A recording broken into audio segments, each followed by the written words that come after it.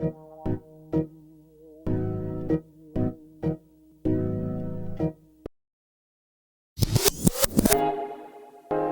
me some butter beats jabs.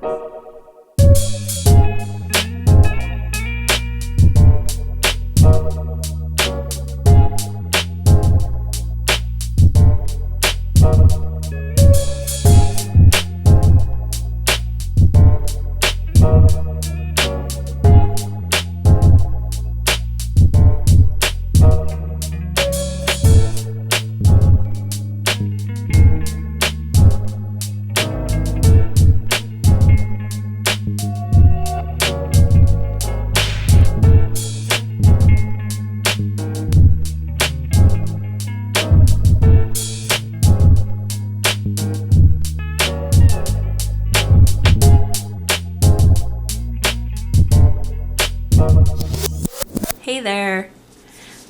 I thought that I would take you on another fun journal tour and show you a little bit of what you can find inside my handmade journals. I put together a collection of usually 10 to 15 journals every couple of months. I'm trying to do them monthly, but right now it's been every couple of months, and I post them on my online boutique. So look for that, and I usually post photos as I'm working, so you can kind of get a sneak peek of what I'm doing with the journals. And I do custom orders also, so if there's something that you see that you like, I can definitely do work on commission. But they all are different. You know, this one is patchwork quilted with fabric and paper and a fusion dyed collage here, and this whole side most is all paper.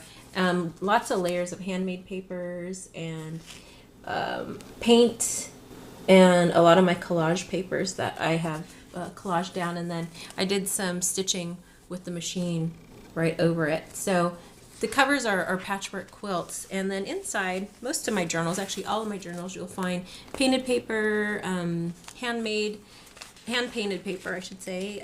Some of my printed papers, laser copies of my original artwork, and some doodles inside the papers. But I like to put a lot of kind of random sized pages inside the journals, and different types of stationery and envelopes. Just a manila envelope. I love manila folders. I use grocery bags, all kinds of fun stuff. But I love to put jumpstart. So you'll notice that most of the pages in my journals aren't they have something on them. They're not all blank. And the reason I do that is because, you know, it's a fun thing to have a jump start when you're working.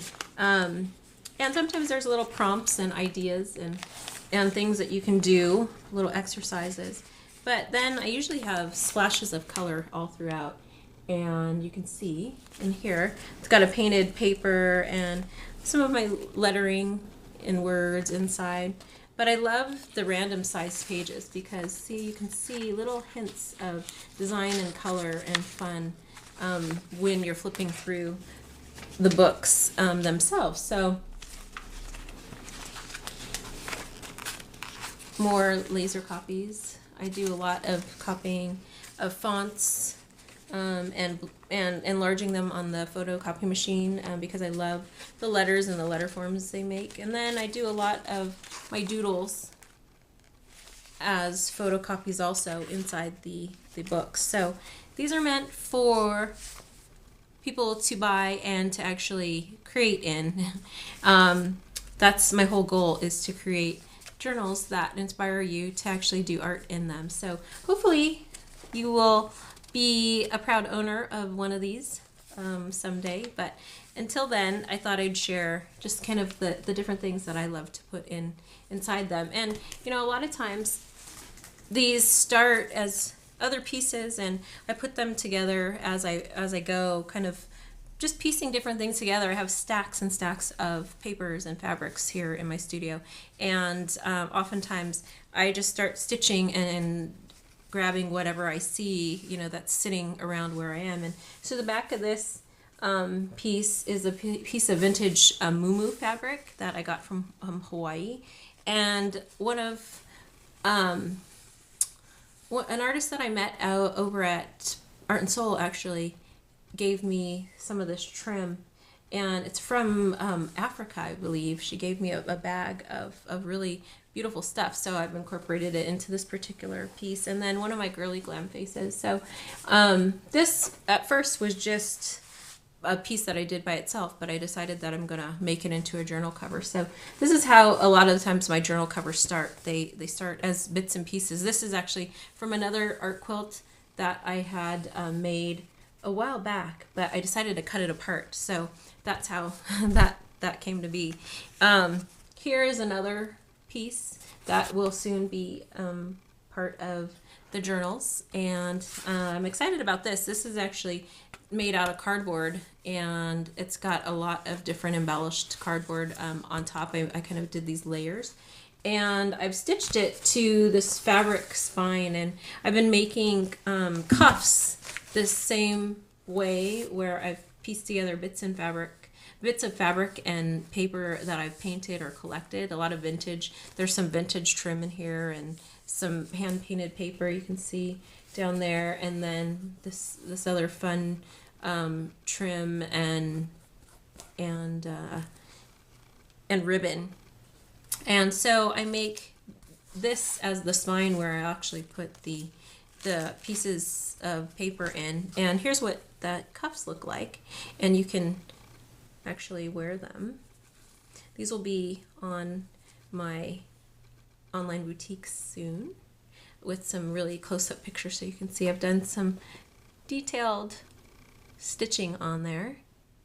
And this is all hand painted, a mixture of my hand painted fabrics and some of my dyed fabrics, and then vintage trim and pieces that I've collected over the years. So these are some of the new wearables that I have on my online boutique. And then back to the journals. So this is another cover where I've taken probably like 3 or 4 different paintings and actually cut up those paintings to create the cover of this. And to make it even more sturdy, I've backed it with a FedEx envelope, and it's nice and sturdy now. And I've added a little bit of trim on here. So I just stitched all that together. You can see this backside. There's a manila folder that's stitched. So that adds to the weight of the cover. So it makes it nice and sturdy. So these two will be probably 2 separate journals. I'm still working. So this is how I start. I start with the covers, and then I'll piece those together, and then as I work, then the journals start to become actually handmade books once I put the papers in them. So I thought I'd share with you just a little insight into my art journaling world.